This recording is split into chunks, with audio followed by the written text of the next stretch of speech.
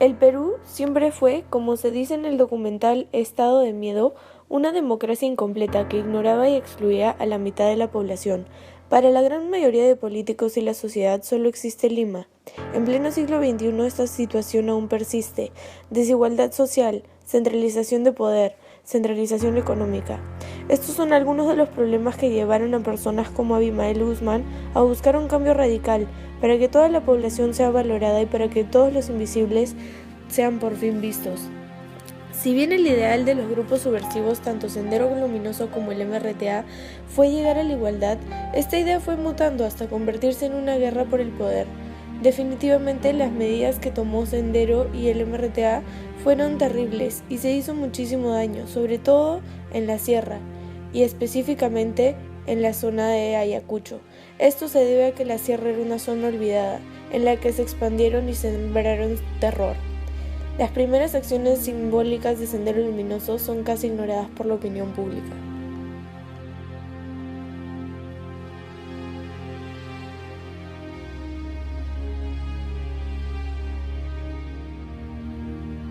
¿Sabías que en el Perú se esterilizaron a mujeres contra su voluntad a finales de los 90?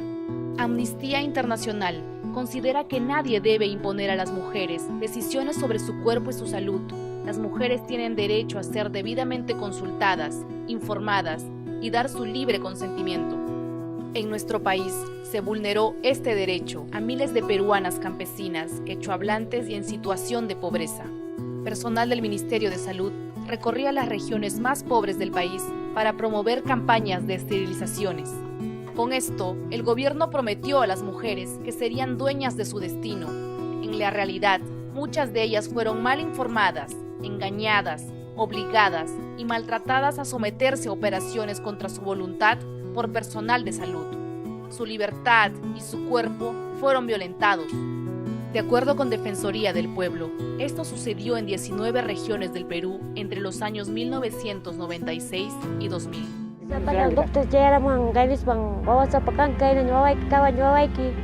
Alimento tapusay kunis papangal karanik pangal pinachay man pusaro ang mana muna chikas waway kun waka chikas tarian waway kun waka chikas pimpasaran senyor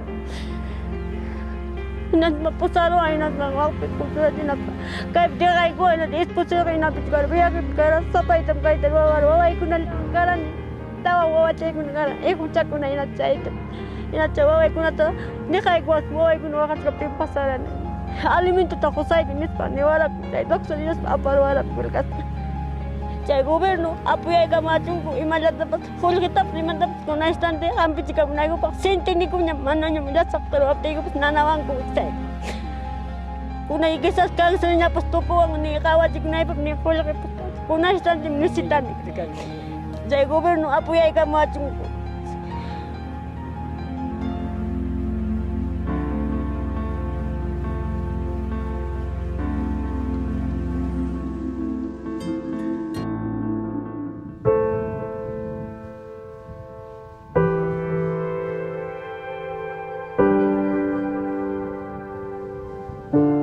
Vivo en el caserío de Ñangalí.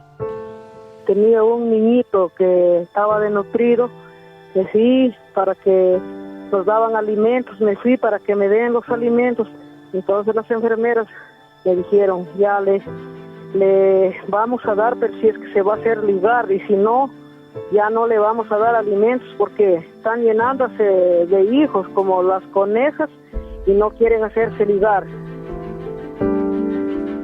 Nos hemos reunido más de 100 mujeres y allí nos tenían muy apresionadas, cerraron el portón y de ahí unas ya de ver que las señoras lloraban con el dolor y ya querían salir y ya entramos, ya no nos dejaban salir y de ahí ya también a mí ya me llevaron y de ahí me pasaron también a hacerme la ligación y me pusieron la anestesia y poquito me quise dormir y ahí rapidito me cortaban y yo me dolía. Entonces yo escuché que dijeron la señora está en estado, dijeron. Entonces yo como que Dios no quería de que mi hijito en ese momento mueran, yo le dije, yo no quiero que lo saquen a mi hijito, prefiero mejor yo morir junto con mi hijito y mi hijito no me lo van a sacar.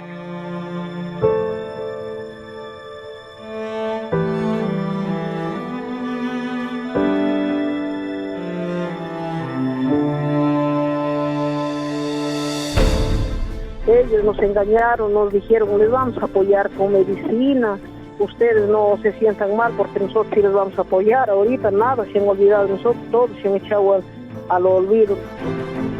Por eso nosotros las mujeres campesinas, como hemos sido analfabetas, ellos han hecho lo que han querido, pero ahora decimos nosotros que ya no se vuelva nuevamente a repetir esas cosas que han hecho daño a todas las mujeres de los distritos. Y no queremos que se vuelva a repetir esas cosas.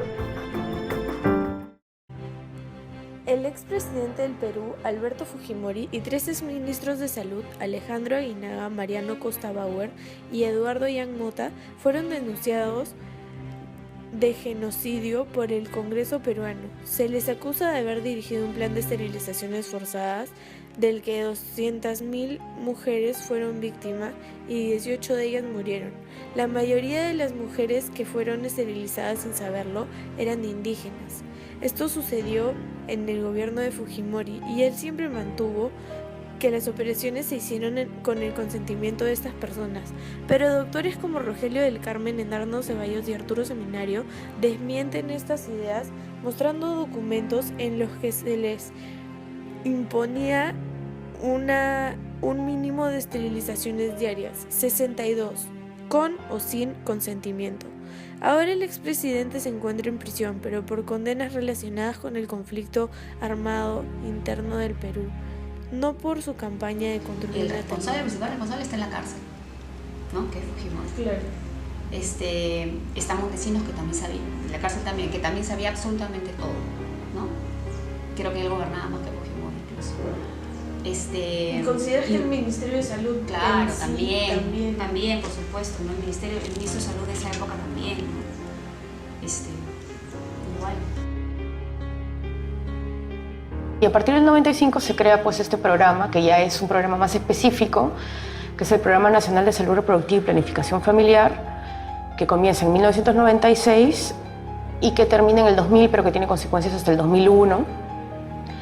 En el cual se da, pues, es un programa de control demográfico, no de planificación familiar, sino de control demográfico, digamos, disfrazado de planificación familiar, que tiene cuotas, que cumple cuotas, metas, es una política del Estado, pero que en su proceso y en sus resultados conlleva graves violaciones de derechos humanos, ¿no? A fines de los 80 y a inicios de los 90, en el Perú, Alberto Fujimori comienza una cruzada de lucha contra la pobreza, siguiendo los mandatos de organismos financieros internacionales como el Banco Mundial, que entendían que la lucha contra la pobreza pasaba por controlar el crecimiento demográfico de las personas más pobres. Pero el gobierno de Alberto Fujimori nunca reconoció ningún abuso. Pareciera que el gobierno estuviera imponiendo métodos masivos de esterilización. Es totalmente absurdo.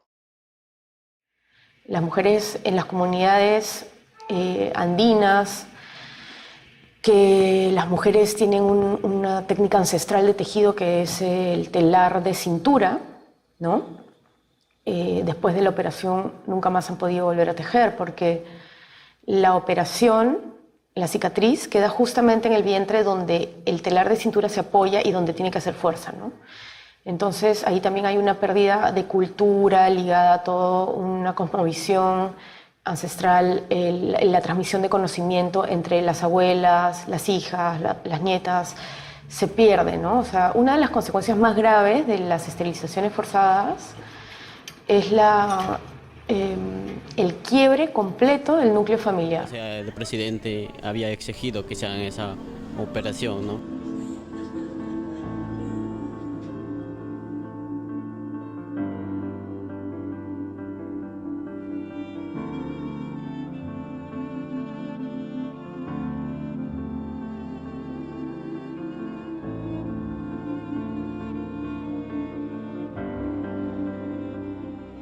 aberración.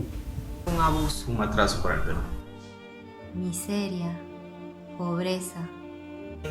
Y la versión que vivió mi padre durante este conflicto. Y vi con bastante crudeza que había bastantes terroristas. Prácticamente conviví, ¿no?, con ellos, ya sea involuntariamente, porque prácticamente ellos dominaban toda la zona, ¿no? En este caso yo fui a trabajar al campo, lo que es la selva del Perú, y había bastantes terroristas. O sea, la gente estaba atemorizada porque si no les hacías casos a ellos, no acatabas sus órdenes, ellos inmediatamente actuaban de una forma violenta, ¿no? O sea, prácticamente te aniquilaban, te mataban, implantando un método demasiado cruel para la gente. Bueno, me parece que es algo denigrante, ¿no?, para una persona, principalmente para las damas, porque que la gente es inculta, no está preparada, o es contraproductiva a imponerles la autorización, es totalmente malo, ¿no?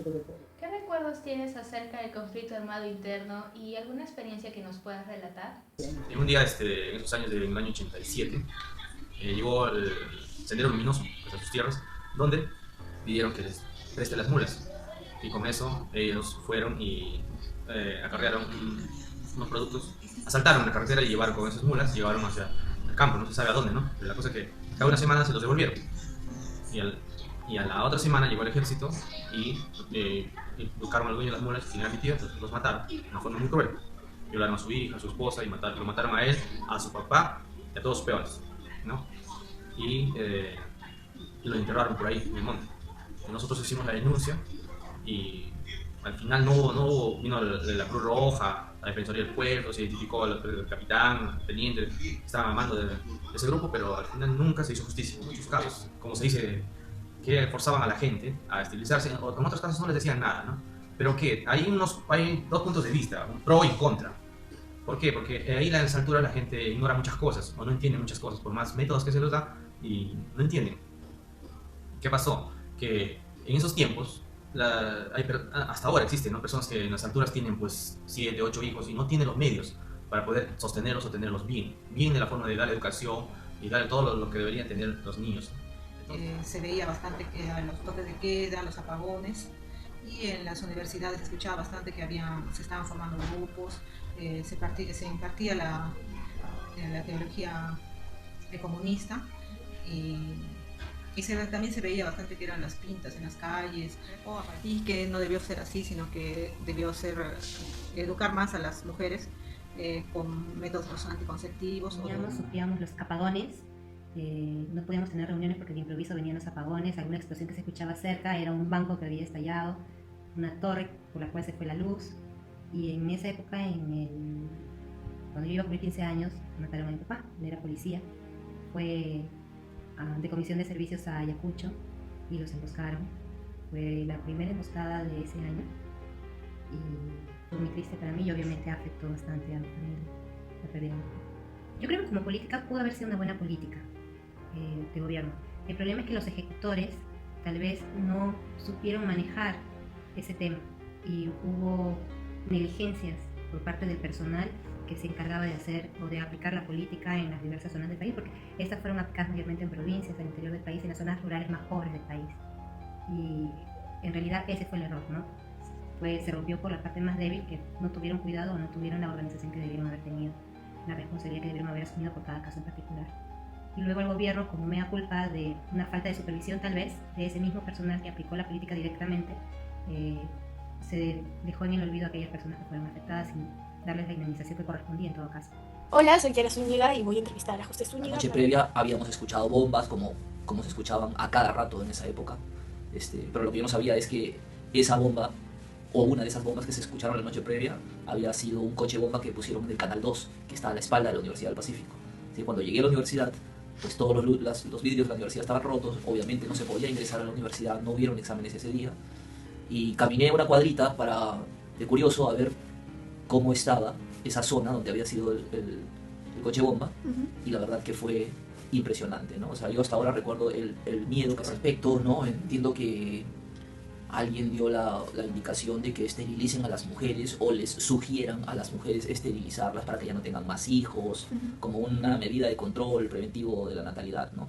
Pero aparentemente se cometieron unos abusos tremendos, porque en muchos casos no se le explicó a esas mujeres qué se le estaba haciendo. Cuando yo tenía 14, 15 años, yo me fui a la selva a trabajar con mi hermano. Y cuando eso de las 10, 11, 12 de la noche, llegaban un grupo de 5 personas, o sea, armados y encapuchados, no los reconocíamos la cara, y se la llevaban a los peones. Y nosotros ya no volvíamos a saber de ellos, o sea, desaparecía. Ese es el recuerdo que yo tengo. Vuelvo a repetir, justamente esto se daba con la gente de clase muy pobre, una clase muy baja, ¿no? Tenías que apuntar ahí porque era gente que no sabe defender, que no tenía una voz, que no sabía que podía ir a la prensa, que podía un abogado, que podía ir a la Corte Interamericana de Derechos Humanos. De repente, esas personas no conocen sus derechos. Entonces, justamente era eso, ir contra la gente más ignorante, ¿no? De menos educación. Entonces, no, lo que sabía era lo que, no sé si la mayoría lo sabía, pero era básicamente que junto con el Ministerio de Salud, como había tanta sobrepoblación, ¿no? Que querían controlar todo, hasta eso, ahí está. Cuando tú tienes una dictadura, los derechos no se respetan, ¿no? Se vulneran. Entonces, desde el punto de vista de muchos, ¿no? Desde el derecho a la libertad, el derecho a procrear, el derecho a la vida con las desapariciones forzadas. Entonces, agarraban un montón de mujeres, no les decían nada y las esterilizaban, ¿no? Sencillamente, no, ellos no sabían, ¿no? Sencillamente para que no tengan más hijos, pues, a tratar de acabar la pobreza, de combatir la pobreza, el índice de pobreza, ¿no? Entonces, eso fue lo que pasó, ¿no?